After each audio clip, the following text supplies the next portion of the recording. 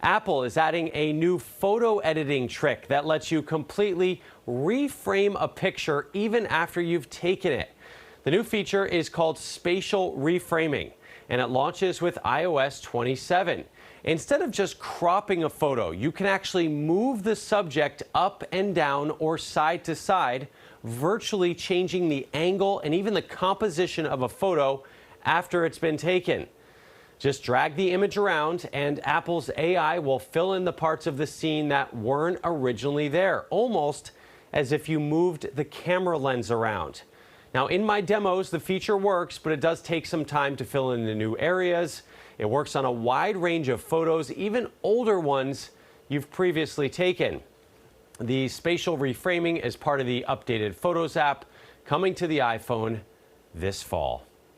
All right, if you want more information on anything I mentioned here, go to my website. It is richontech.tv.